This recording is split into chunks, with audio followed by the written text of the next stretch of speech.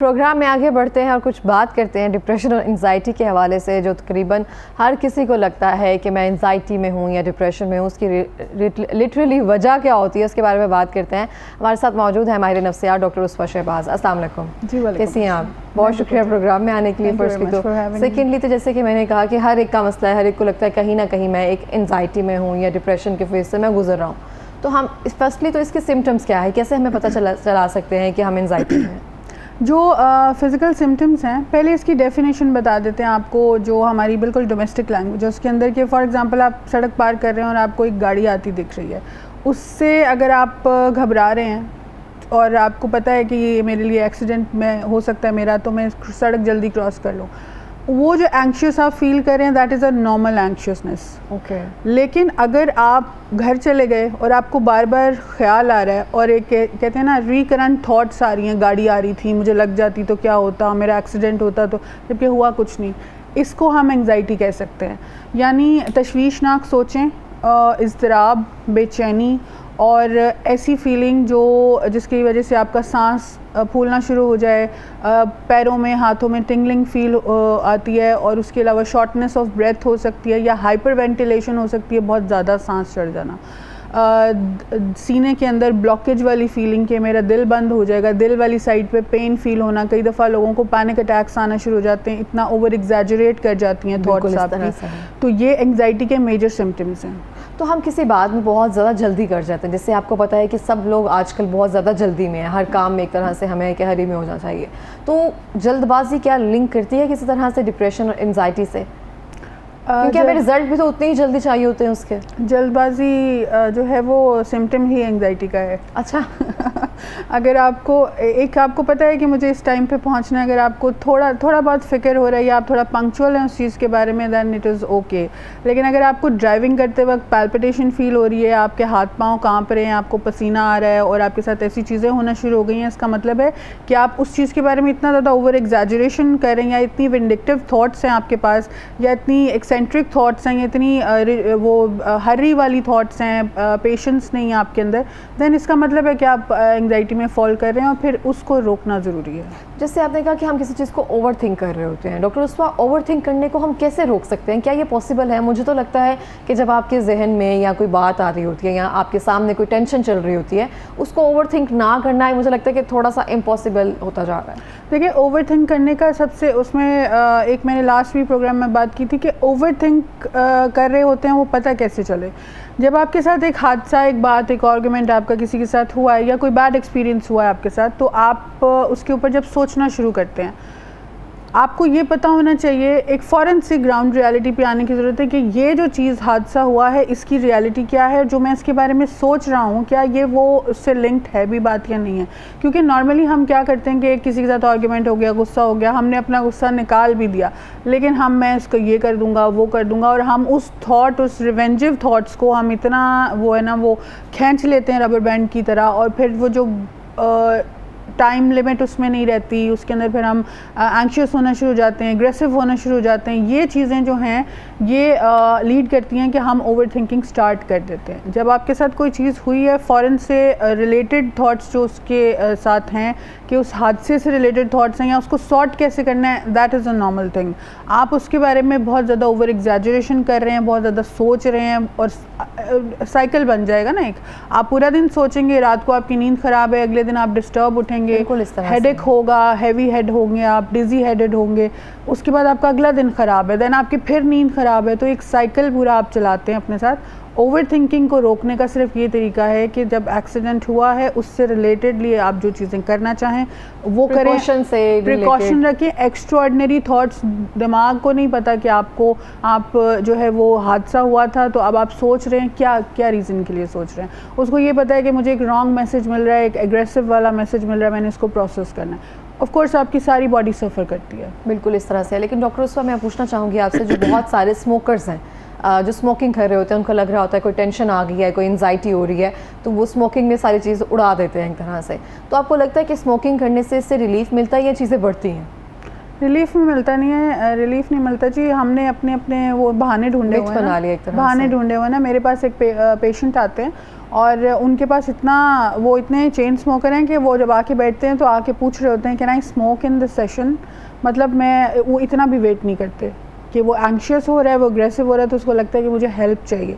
तो हमने ये हार्नेसेस ढूंढ लिए हैं, ये जो है ना एक्सट्रावेजेंट हेल्प्स ढूंढ ली हुई हैं कि हम बहाने ढूंढते हैं कि ये चीज़, मतलब फॉर एग्जांपल कुछ लोग शॉपिंग करने निकल जाएंगे, बहुत सारा पैसा वेस्ट कर देंगे, उसके बाद वो उस गिल्ट में रहते हैं कि मैंने गुस्से के चलते जो है वो पैसे ख़त्म कर दिए अपने, स्मोकिंग शुरू कर देंगे। कुछ अल्कोहलिक भी होते हैं हमारे यहाँ पे। तो अपना अपना गुस्सा निकालने का तरीका है, बहाना है लोगों का, लेकिन आई बिलीव कि ये रॉन्ग है।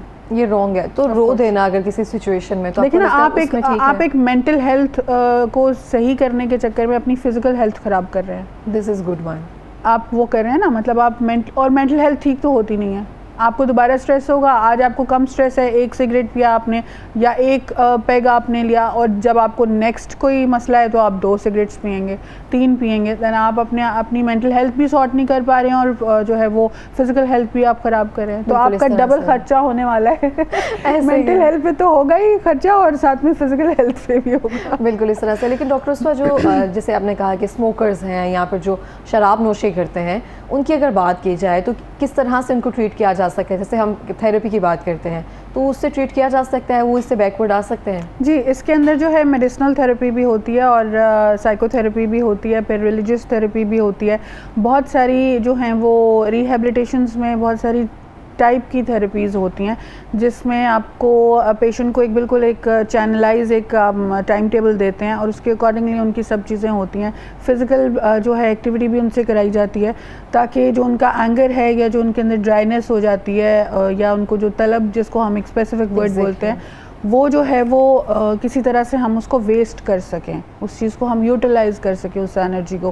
क्योंकि रिलीजियस थेरेपी जब आप देते हैं तो उसमें गिल्ट थेरेपी होती है, फिर उसके बाद CBT बिहेवियर थेरेपी हो सकती है, फिर उसके अंदर फ़िज़िकल एक्टिविटीज़ जैसे मैंने कहा करवाते हैं। तो पेशेंट जो है एक चैनलाइज हो जाता है। लेकिन अनफॉर्चुनेटली हमारे यहाँ पे ऐसे होता है कि पेशेंट बाहर निकला है रिहेबिलिटेशन से, बहुत मेहनत चलती है एक पेशेंट के साथ 6 to 8 मंथ्स के लिए, एंड फैमिली उसके बाद कहती है अब ये ठीक हो गया, अब डॉक्टर ने कहा है कि अब ये कुछ नहीं करेगा।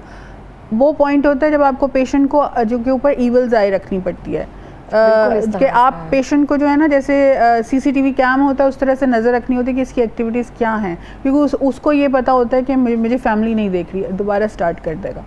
सो ऑफ कोर्स ठीक हो जाते हैं पेशेंट्स, बिल्कुल ठीक हो जाते हैं, इससे निकल आते हैं, बट बहुत ज़्यादा एक्स्ट्रा केयर की ज़रूरत होती है फैमिली को भी और पेशेंट को खुद भी। बिल्कुल इस तरह से, क्योंकि ये चीज़ भी इस तरह से है, आपको केयर रखने की ज़रूरत है। अगर आपको पता है कि मरीज़ बीमार है एक तरह से, तो आप उसका ख्याल नहीं रखेंगे तो वो तो खाएगा, क्योंकि उसको तो वैसे ही अपना ख्याल नहीं है। एडिक्टिव है ना, ये एडिक्शंस हैं, स्मोकिंग हो गई, अल्कोहल हो गया, या कोई भी इस तरह की चीज़ हो गई, ये एडिक्शंस हैं, तो एडिक्शंस को छोड़ना बहुत मुश्किल है। बिल्कुल इस तरह से। डॉक्टर उस्मा, मैं पूछना चाहूँगी कि मुझे पहले इस बारे में स्पेसिफिक पता नहीं था, लेकिन बहुत से 1-2 लोगों से सुना है, जब आपका इवन कोई बात सुनते हैं, आपको लग रहा है कि टेंशन की बात है या कोई कॉल आ गया इस तरह से, तो आपका पेट ख़राब हो जाता है, तो कहते हैं कि ये टाइप ऑफ एंजाइटी में आता है। क्या ये दुरुस्त है?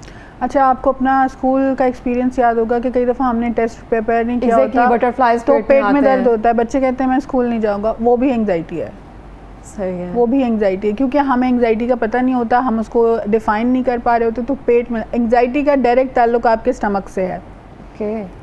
आपको लूज मोशंस वाला फीलिंग आएगा, आपको कॉन्स्टिपेटेड फीलिंग आएगा, आपको नाउजिया फील हो सकता है, डिजीनेस फील के मैं बेहोश हो जाऊंगा, मेरी शुगर डाउन हो रही है, या इस तरह की चीज़ें हो सकती हैं, हाइपोग्लाइसीमिया और इस तरह की चीज़ें हो सकती हैं, या हाइपरवेंटिलेशन की फीलिंग के बहुत तेज़ तेज़ सांस चढ़ रहा है, मैं चल नहीं सकता, तो ये होता है, बिल्कुल होता है। तो इसके बाद क्या करना चाहिए आपको? इसके बाद ये होता है कि फॉर एग्जांपल जैसे हम डीप ब्रीदिंग एक्टिविटीज़ कराते हैं, अगर आपको एंग्जाइटी फील हो रही है तो आप 2 minute just sit back and उसके बाद आप डीप ब्रीदिंग करें। उसका बहुत सिंपल सा तरीका है, just hold your hand here and place 1 hand here, and उसके बाद just close your eyes and, और आपने काउंट करना होता है 1 2 3 4 and exhale, breathe in breathe out, 10 to 1 backward इसको कीजिए, फ़ौरन से आपकी एंग्जाइटी लो डाउन हो जाएगी। इसका साइंटिफिक रीज़न ये होता है कि आपकी बॉडी ऑक्सीजनेट हो जाती है, ऑक्सीजन कम होने की वजह से, क्योंकि हम बहुत तेज़ तेज़ सांस ले रहे हैं, तो वो जो है डिस्ट्रप्शन होने की वजह से जो है एंग्जाइटी बढ़ जाती है। जब आप बॉडी को ऑक्सीजनेट करते हैं then your anxiety will be settle down.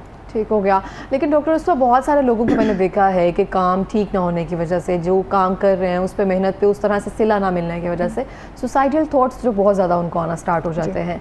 इसको हम कैसे कैटर कर सकते हैं, क्योंकि ये बहुत मेजर है। एक बार आते हैं, 2 बार आते हैं, तीसरी बार हमें ये जो टेंडेंसी होती है इतनी स्ट्रॉन्ग हो जाती है कि हम कुछ करने के लिए ना तैयार होते हैं। इसको हम कैसे बैकआउट कर सकते हैं? देखिए एंग्जाइटी की बहुत सारी टाइप्स हैं, जैसे जनरलाइज एंग्जाइटी हो गई, पैनिक अटैक्स हो गए, फोबियाज हो गए, फिर PTSD हो गया, फिर OCD हो गया।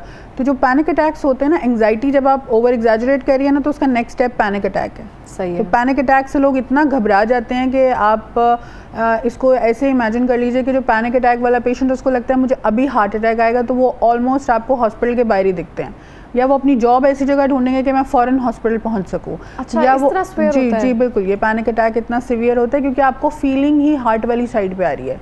हार्ट वाली साइड पे आपको एग्जैक्टली क्योंकि सोमेटोफॉर्मिक होता है वो सिम्टम, लेकिन आपको पेन फील हो रहा होता है। सोमेटोफॉर्मिक का मतलब ये होता है कि प्रॉब्लम आपके साइकोलॉजिकल है लेकिन वो फिजिकली आपको फील हो रहा होता है। तो वो इतने ज़्यादा उस चीज़ के अंदर होते हैं, फिर वो कई दफ़ा पेशेंट कहता है कि इससे तो बेहतर है कि मैं अपने आप को कुछ कर लूँ, या मुझे कुछ हो ही जाए तो अच्छा है, बिल्कुल ये I just want to end up it. और ये टॉलरेंस कम हो जाती है इसकी वजह से। तो फिर आपको लाइफ के डिफरेंट जो भी एक्सीडेंट्स होते हैं या जो भी आपके चीज़ें चल रही होती हैं, हादसात होते हैं या नॉर्मल भी चीज़ें चल रही होती हैं, तो टॉलरेंस कम हो जाती है। बेयर कम कर सकते हैं आप चीज़ों को। आपका प्रेशर जो है चीज़ों का, इवेंट्स का आप नहीं ले सकते। नॉर्मल आर्ग्यूमेंट हो गया, बच्चे का रिजल्ट ठीक नहीं आ रहा तो उसका प्रेशर नहीं ले सकते। होपलेसनेस बहुत ज़्यादा आ जाती है। ये कुछ चीज़ें इसमें से डिप्रेशन को भी लीड करती हैं, लेकिन मेजरली ये पैनिक अटैक्स और सुसाइडल बिहेवियर इस तरह से आता है। अच्छा डॉक्टर, उसमें बहुत सारे लोगों को देखा है जो डिप्रेशन और एंजाइटी में से एक तरह से निकल कर आते हैं। आपने जैसे अभी मेंशन किया था, रिलीजियस थेरेपी जो होती है वो भी दी जाती है, जिसे गिल्ट कहा जाता है कि समथिंग वो उनको करवाया जाता है। लेकिन बहुत सारे लोग जैसे हम कहते हैं कि आपको डिप्रेशन एंजाइटी हो रहा है, आप नमाज की तरफ चले जाएँ, आप रिलीजियसली इसको फॉलो कर लें। मुझे आपकी बात बहुत अच्छी लगी, आपने तीनों चीज़ों को मेंशन किया है कि अगर वो चीज़ आप ले रहे हैं साथ को वो थेरेपी आपको लेनी मस्ट होगी। हमें कहा जाता है कि अगर आपको फील हो रहा है, अगर आपको सुसाइडल थॉट्स आ रहे हैं या आपको होपफुलनेस की फीलिंग नहीं आ रही है, आप लोग को लग रहा है कि आप होपलेस हो रहे हैं, तो आप नमाज, कुरान पाक इसकी तरफ जाना शुरू करते हैं, जो कि कंपलसरी है।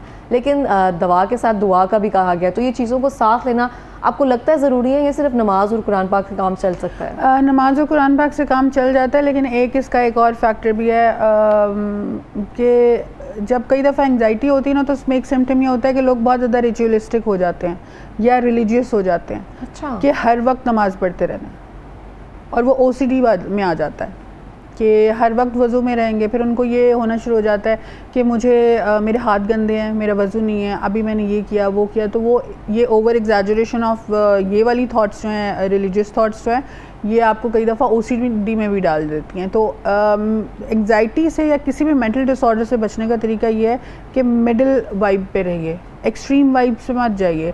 एक्सट्रीम एंड्स पे लोग चले जाते हैं, कोई हादसा हो गया, मैं या खुद मर जाऊंगा या मार दूंगा, या फिर दूसरा ये होता है कि अब मैं कुछ भी नहीं कर सकता, होपलेसनेस आ जाती है। तो आप बिल्कुल मिडिल में रहिए। बहुत ज़्यादा रिलीजियस होने की भी ज़रूरत नहीं है। आप अपनी 5 वक्त की नमाज़ फॉलो कीजिए, अपने लिए दुआ कीजिए, और ट्राई कीजिए कि आप हेल्दी लोगों के साथ बैठें, ये बहुत हेल्दी डाइट आप खाएं। और हेल्दी डाइट का बिल्कुल ये मतलब नहीं कि आपको 7 कोर्स मील चाहिए, उसका मतलब है सादी दाल रोटी, लेकिन प्रॉपर खाना खाएं, सैलड्स खाइए, और लोगों के साथ घूमें फिरें, अपने फ्रेंड्स से बातें करें। सबसे ज़्यादा जो आपको एंग्जाइटी में से निकालने में हेल्प करता है वो आपकी अपनी फैमिली है, जिनको हम बिल्कुल पसंद नहीं करते। जब हमारा वाईफाई चले जाता है तो हमें लगता है ये अच्छे लोग हैं, इनके साथ बैठना चाहिए, बहुत अच्छा है। सो सबसे ज़्यादा जो एंग्जाइटी है ना आपकी, आप पेरेंट्स के पास बैठ जाएँ तो बैठने से ही जो है एंग्जाइटी चली जाती है। क्योंकि आप बीइंग मैच्योर्ड की दफ़ा आपको लगता है ना आप पेरेंट्स को क्या बताएंगे, कैसे हैंडल करेंगे या क्या होगा, लेकिन आप सिर्फ उनके साथ बैठ जाओ, रैंडम बातें करने शुरू कर दें अपनी एंग्जाइटी का एक और चीज़ भी होता है कि आप कभी उसके बारे में जो है ना बहुत ज़्यादा उसको कुरेदे मत चीज़ को। अगर हो गई है दैट इज़ ऑल। आपको अगर लेट गो करना सीखें। हाँ, लेट गो करना सीखिए चीज़ों को, और अपने आप को थोड़ा रिलैक्स रखिए कि ठीक है चीज़ें हो गई हैं, अपने ऊपर बिलीव रखें कि yes I can handle these thing, बजाय इसके कि आप एंग्जाइटी में चले जाएं और आप किसी मेंटल डिसऑर्डर को जो में फॉल करना शुरू कर दें, क्योंकि मेंटल डिसऑर्डर से निकलना बहुत मुश्किल काम है, निकल आते हैं लेकिन बहुत मुश्किल काम बिल्कुल इस तरह से है। आपने जैसे कहा कि अपनी कंपनी जो है ना वो आप पॉजिटिव रखें, तो लगता है कि आपको भी लगता है कि आप पॉजिटिविटी की तरफ जा रहे हैं, आप हेल्दी फील कर रहे हैं। बहुत सारे लोगों को देखा है, इवन फ्रेंड्स भी होते हैं, वो बातें इस तरह से कर रहे होते हैं कि हमें खुद को फील हो रहा है कि मेरे पास भी ये नहीं है, मुझे ऐसे क्यों नहीं फील हो रहा, ये ठीक कह रहा है, ये बिल्कुल इस तरह से। फिर हमें सेम थॉट्स आना शुरू हो जाती हैं, फिर हम भी उस फेज़ में उसके साथ मिलकर रो रहे होते हैं कि हाँ ये सही कह रही थी। तो जितने अच्छे लोगों में बैठते हैं हम, उतनी अच्छी वाइब्स आती है। आपने स्टार्टिंग में अभी रिसेंटली कहा कि टॉलरेंस बहुत ज़रूरी होता है, जैसे कि हम में बर्दाश्त की कमी है, तो मुझे तो लगता है फिर तो हम सारे एक तरह से उससे गुजर रहे हैं। बर्दाश्त किसी में हम में है ही नहीं। आप मुझे कुछ कहेंगी, मैं उसको नहीं बर्दाश्त कर सकूँगी। इवन हमारे माँ बाप भी हमें एडवाइस कर रहे हैं तो हम फ़ौरन झट कर उनको जवाब दे देते हैं। इवन कोई कोलीग कह रहा है, सीखना तो हमें हर एक से चाहिए, लेकिन कोई कुछ कह रहा है तो हमें बर्दाश्त तो है ही नहीं है। तो इसको हम कैसे कैटर कर सकते हैं नॉर्मल लाइफ में, नॉर्मल रहने के लिए? देखिए, आप लोग साइकोलॉजिस्ट के पास इसलिए आते हैं कि साइकोलॉजिस्ट गुड लिसनर्स होते हैं। अगर आप मेरे सेशंस में कभी आपका बैठना हो या ऐसी कोई चीज़ हो, not being a patient but being a viewer, तो आपको ये पता चलेगा कि मेरा एक सेशन 2 घंटे का भी होता है। Even my husband used to say, यार इतना लंबा क्या सेशन होता है, like what are you up to. तो मुझे लगता है कि इससे भी ज़्यादा लंबा हो सकता है कि पेशेंट जब बोल रहा है, नॉट कि मैं उससे चार्ज कर रही हूँ, मैं बहुत सारी चीज़ें वॉलंटरली भी करती हूँ। तो अगर पेशेंट बात कर रहा है, इसका मतलब है ही और she is having something inside जो किसी को नहीं बता सकता। तो टॉलरेंस उस सूरत में हमारे पास भी होती है। अब लोगों को मैसेज में ये देना चाहती हूँ कि अगर आपके साथ कोई बंदा कोई बात कर रहा है या आपको कोई लेसन दे रहा है, आपको नहीं एग्री करना मत कीजिए, but at least listen to them, be a good listener. Be good listener इससे सिर्फ ये होगा कि आपके अंदर पेशेंस आ जाएगी to handle other things in your life, क्योंकि गुड लिसनर होना बहुत ज़रूरी है। आपके अंदर टॉलरेंस आती ही तब है जब आपके अंदर पेशेंस होती है। पेशेंस नहीं होगा तो टॉलरेट कैसे करेंगे चीज़ों को? बर्दाश्त हम छोटी छोटी, हमारा बिहेवियर चल ओए बिहेवियर है, जिसको आजकल कहते हैं ना हैशटैग चल ओए, मतलब तू कौन वाला बिहेवियर है, दैट इज़ वेरी ऑफेंसिव। आपके यही बिहेवियर हम बिल्कुल भी डिफ्रेंशिएट नहीं करते कि हमारे पेरेंट्स कोई बात करें, मतलब क्योंकि अगर हम बाहर किसी कंपनी के सीईओ हैं या हम कोई कंसल्टेंट हैं तो हम कहते हैं जी हम कंसल्टेंट है, हु आर यू, लाइक उन्होंने आपको पैदा किया है, वो दे आर बिगर कंसल्टेंट्स। तो ये, और या अगर कोई भी और कैटेगरी है, learn to listen firstly and then उसके बाद आप बिहेव करें, आपके अंदर टॉलरेंस आ जाएगा। ये बहुत ज़रूरी है। मुझे लगता है मेरे में तो बर्दाश्त की बहुत कमी होती जा रही है और ये ज़रूर लेकर आना बहुत ज़रूरी है। मेरी अम्मी हमेशा से कहती है इसमें बर्दाश्त है ही नहीं, तो कोशिश की जाती है जैसे भी करके। अच्छा, जैसे हम बात कर रहे हैं बर्दाश्त की कमी है, जब हमें ये चीज़ें सिखाई जाती हैं, आपको लगता है ये सेशंस हमें कॉलेजेस में, स्कूल्स में रखने चाहिए? क्योंकि बच्चों पे बर्डन इतना होता जा रहा है, उनको पढ़ाई के हवाले से, टीचर्स के हवाले से इतना ज़्यादा वो सब चीज़ें हैं, तो वो चिढ़ जाते हैं कहीं कहीं ना। तो जहाँ पे उनका जोर चलता है वहाँ पे जवाब दे देते हैं, जहाँ पे जोर नहीं चलता वहाँ तो बोल नहीं सकते हैं ना। तो आपको लगता है वहाँ सेशंस देने चाहिए? देखिए, सेशन ज़रूर देने चाहिए, लेकिन जो एंग्जाइटी का ऑनसेट है ना, मतलब जो इसका स्टार्टिंग जो पीरियड होता है, दैट इज़ 13 to 16 ईयर्स। ठीक है, 13 to 16 ईयर्स का मतलब है कि पेरेंट्स को गौर करने की ज़रूरत है कि हमारा बच्चा अब पैम्पर वाला बच्चा नहीं है। हमारा बच्चा जो अपनी राय दे सकता है वो एक अलग से इंडिविजुअल है। नो डाउट आपने उसको पैदा किया है, आप उसके पेरेंट्स हैं, आप ही रहेंगे, but learn to tolerate your kid also, your child also, कि भाई वो एक पूरा इंडिविजुअल है, उसको सुनने की ज़रूरत है। एंग्जाइटी स्कूल से शुरू नहीं होती, एंग्जाइटी घर से स्टार्ट होती है, जब बच्चे को नेग्लिजेंस मिल रही है, जब आप उसको हर बात पे कह रहे हैं आप हिटलरीली बिहेव करें कि जो मैं कह रहा हूँ वही होगा, अगर मैंने कहा है ऐसे है तो ऐसे ही है, चाहे तुम ठीक कह रहे हो गलत कह रहे हो, नहीं। Listen to your children. अब वहाँ से पेशेंट बच्चों में बिहेवियर जो आता है ना, अबैंडनमेंट का बिहेवियर आता है कि मुझे घर पे नहीं रहना। क्यों लड़के घर से बाहर ज़्यादा टाइम गुजारते हैं, गली के नुकड़ों पे खड़े होकर ज़्यादा टाइम गुजारते हैं, वहाँ से स्मोकिंग स्टार्ट हो जाती है। क्यों बच्चियाँ अब ये पता है, आई डोंट नो ऑफेंसिव हो जाएगा, बॉयफ्रेंड्स बना लेती हैं या रिलेशनशिप्स में चली जाती हैं, क्योंकि घर से वो वार्मथ नहीं मिल रहा।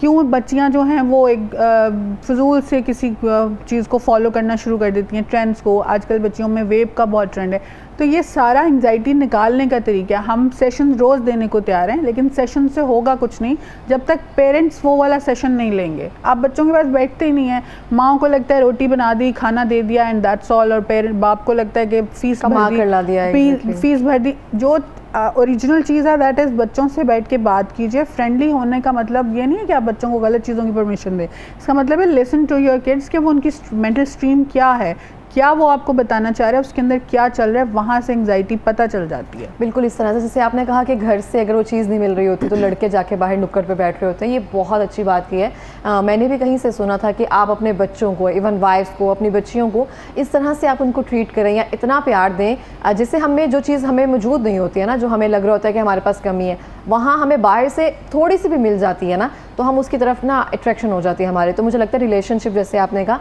वहीं से बिल्ड होना स्टार्ट हो जाते हैं। अच्छा गिफ्ट है या फिर कोई ऐसी चीज़ें हैं जैसे हमसे कोई अच्छे से बात नहीं कर रहा तो बाहर से किसी ने थोड़ा सा ख्याल रख लिया है, दोबारा से फ़ोन करके पूछ लिया कि अब तबीयत कैसी है, या इस तरह से, ऑल्दो वो रॉन्ग है एग्जैक्टली लेकिन वो आपको एक चीज़, आपका एक अपनापन इमोशन मैनिफेस्ट हो रहा है ना आपका। घर पे अम्मा ने कहा, मेरे पास एक बच्ची आती है वो 13 इयर्स की है, उसने कहा घर पे कहती है मैं अगर बताऊं कि मुझे पेन हो रहा है तो कहते हैं हाँ होती है ऐसे, मतलब कोई फिजिकल पेन है, कोई और तरह का मसला है, गायनेकोलॉजिकल इशू है, अच्छा ये लड़कियों में होता है, ये होता है। माँ मेरी जो माँ है वो सुनती नहीं है बात, उसका ये लाइन था। एंड उसने, उसका रिलेशनशिप है बाहर, और वो जी जब वो बताती है उस बंदे को बता रही है बात, तो वो बड़े प्यार से सुन रहा है।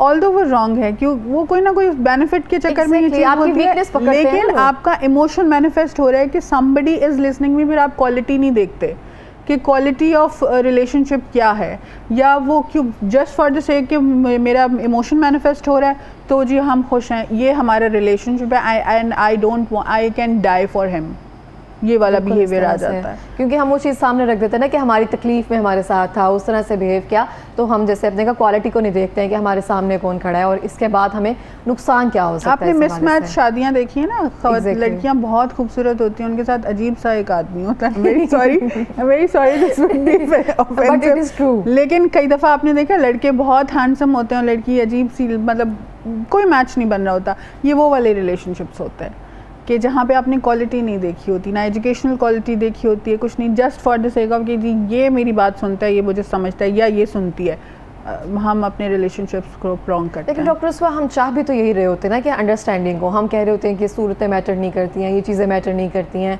हमें कोई समझने वाला हो, केयर करने वाला हो, या हमारी चीज़ों का ख्याल रखने वाला हो। कुछ लोग एक्सप्रेसिव उस तरह से नहीं होते, कुछ लोग एक्सप्रेसिव होते हैं तो हम उनकी तरफ ज़्यादा मायल हो जाते हैं। अच्छा, मुझे कई दफ़ा लोग कहते हैं कि आप कुछ ज़्यादा ही रियलिस्टिक हैं, क्योंकि मैं साइकोलॉजिस्ट हूँ, हम लोगों को ड्रीम्स में नहीं रखती, और लोग, आपको ये पता होना चाहिए, मैं आप आज बता दूँ लोगों को कि शादियों में अंडरस्टैंडिंग नहीं होती है। शादी में अंडरस्टैंडिंग, आप जो कहते हैं ना रोमांस और अंडरस्टैंडिंग होती है, शादी में एक चीज़ होती है जिसको हम कहते हैं compromise and getting know each other. Understanding का हम जो मतलब निकालते हैं ना, वो शादियों में नहीं होता। अंडरस्टैंडिंग का मतलब होता है कि मैं चुप करके बैठी हूँ तो मेरे हस्बैंड को बताओ कि मेरे अंदर क्या चल रहा है, this is understanding. No, this is not understanding. Understanding का मतलब है कि अगर मैं एक अपना पॉइंट रख रही हूँ तो वो समझ रहा है इस बात को कि मैं ये पॉइंट क्यों रख रही हूँ। उस पॉइंट पे तो हम आते ही नहीं हैं। खातून ने एक बात कही तो वो हस्बैंड कहेगा जो मैं कह रहा हूँ वो सही है, औरतों को नहीं पता होता, या कोई मर्द कोई बात कह रहे तो हम घर चलाते हैं, हमें पता है, आप मर्दों को क्या पता होता है। वो चीज़ हमारे अंदर नहीं है। हम जिस चीज़ को अंडरस्टैंडिंग कहते हैं ना, वो बड़ी ड्रीमी सी चीज़ है, वो हमें सिर्फ फिल्मों में नज़र आती है। तो शादियाँ बड़ा प्रैक्टिकल रिलेशनशिप होता है, और हमारी मोस्टली शादियाँ जो है ना एंग्जाइटी में चल रही हैं आजकल। 90% निभाने का एक वो हो गया हुआ है कि हमने निभानी है किसी तरह से, मतलब ये कि कॉम्प्रोमाइज़ हो रहा है, और कॉम्प्रोमाइज़ भी ज़बरदस्ती हो रहा है, दिल से नहीं हो रहा। लेकिन कॉम्प्रोमाइज़ की भी, जैसे आपने कहा कि ज़बरदस्ती हो रहा है, कॉम्प्रोमाइज़ की भी एक सूरत इस तरह से होती है कि आप दिल से कॉम्प्रोमाइज़ करना चाहें। जैसे आपने कहा कि इंडिविजुअल अगर हम किसी को एक्सेप्ट कर रहे होते हैं तो उसकी जो भी कैपेबिलिटीज़ होती हैं, जो वीकनेस होती हैं, तो हमको उसके साथ करना चाहिए। कॉम्प्रोमाइज़ हम उसके लिए करना क्यों तैयार है ना, if I like you and you like me, तो मैं आपके लिए कुछ भी कर रही हूँ, मतलब मैं अपनी बहुत बिजी रूटीन छोड़ के आपसे मिलने आ गई, ये कॉम्प्रोमाइज़ है। लेकिन कॉम्प्रोमाइज़ अगर वो है कि अच्छा मिलने जाना ही पड़ेगा, अब उसने कह दिया है तो आना ही पड़ेगा, मेरे पास टाइम नहीं है फिर भी, और हमने सर दर्द लगा लिया है, तो वो तो कॉम्प्रोमाइज़ नहीं है ना, वो तो आप ज़बरदस्ती अपने आप को धक्का दे रहे हैं। वो इसलिए कह रहे हैं because you can't say no, क्योंकि हमने नो कहना सीखा ही नहीं है, हमने किसी को इनकार करना सीखा ही नहीं है, और बस हमने हाँका हुआ है अपने आप को हर वक्त हर जगह पे, जैसे कहते हैं ना कि ज़बरदस्ती। और उसके बाद जब हम रात को बेड पे लेटते हैं तो हम हर उस बंदे को निकाल के जो है ना वो ताने दे रहे होते हैं, इसकी वजह से मेरा ये नुकसान हो गया, वो Exactly. अगेन अगले दिन आपको एंग्जाइटी होगी कि मैंने ये करना था। तो हमें अपने आप को बहुत जो है ना चैनलाइज होकर चलना बहुत ज़रूरी है। बिल्कुल इस तरह से। लेकिन डॉक्टर उस्मा, बहुत शुक्रिया आपका प्रोग्राम में आने के लिए। और सेकेंडली मैं कहना चाहूँगी बहुत थेरेप्यूटिक होता है आपको सुनना लिटरली, तो मुझे लगता है कि सेशन तो हो ही जाता है तकरीबन तो बहुत शुक्रिया। और यहाँ पे एक बहुत अच्छी बात जो है डॉक्टर उस्मा ने कही है वो ये है कि इनकार करना सीखें। हमें अपनी बच्चों को इवन हमारे माँ बाप को इनकार करना नहीं आता। हम कह देते हैं ठीक है इस चीज़ें हो जाएंगी, लेकिन ऐसा नहीं है। इनकार करना सीखना चाहिए और पता होना चाहिए कि आपको कहाँ पे इनकार करना है।